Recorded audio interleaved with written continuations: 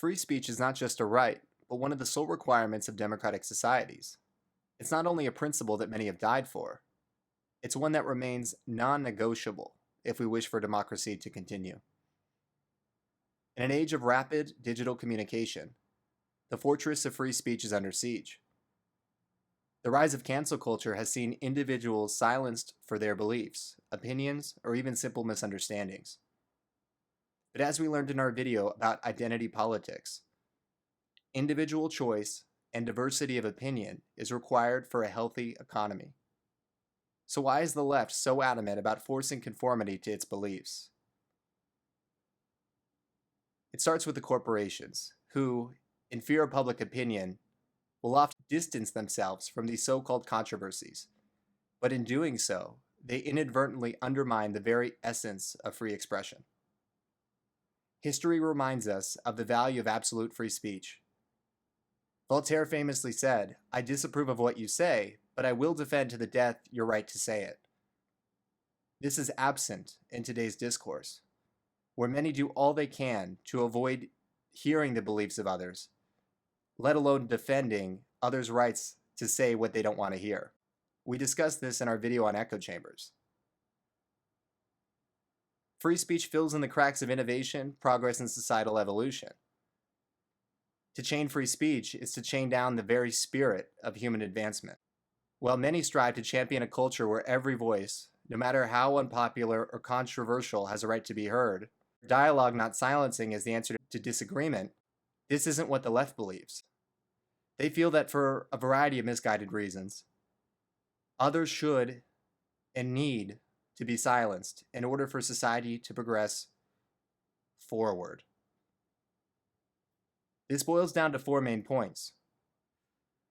By looking at each point individually and presenting the errors in their reasoning, we can help others understand the importance of open discourse. Number one, accountability.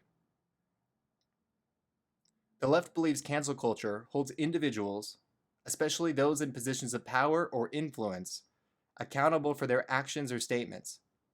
In a society increasingly focused on those who avoid consequences due to their status, the left believes cancel culture is not only a tool for justice, but a way to garner support.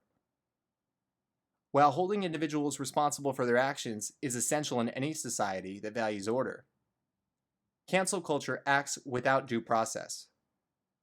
A tweet or clip taken out of context leads to disproportionate backlash, the likes of which were unseen 10 years ago. The immediacy of social media means there's no time for reflection or understanding both sides of a story. This rush to judgment has destroyed many reputations without a fair hearing. Number two, protection of vulnerable groups. By calling out and canceling those who perpetuate harmful stereotypes or spread misinformation, the left thinks cancel culture protects marginalized and vulnerable groups from further harm. While protecting vulnerable groups is crucial, cancel culture is increasingly being used to silence any dissenting opinion, even if it is presented respectfully and with evidence. The suppression of dialogue prevents genuine understanding and is leading to further polarization. Number three, evolution of societal norms. Cancel culture can be seen as a reflection of evolving societal values. What was acceptable in the past may no longer be. And instead of sitting back and letting change occur, cancel culture is a way to actively establish new norms. Societal values evolve, but when cancel culture leads to the erasure of political or historical figures based on modern standards, it directly denies future generations the chance to learn from the past and the present, both its virtues and its flaws.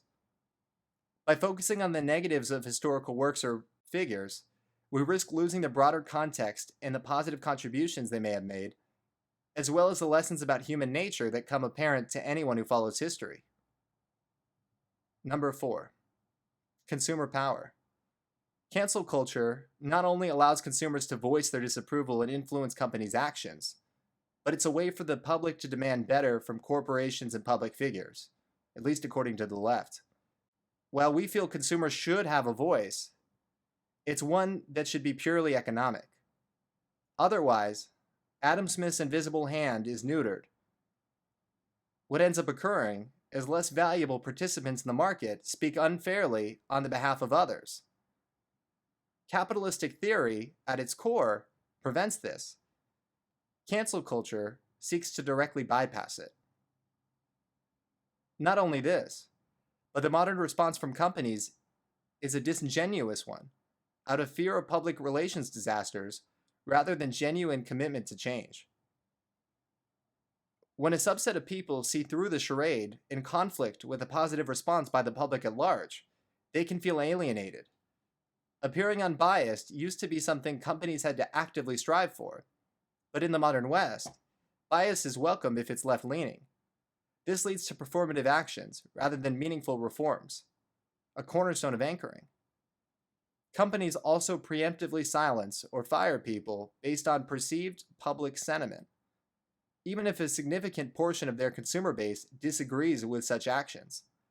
The discourse of corporate culture has alienated many.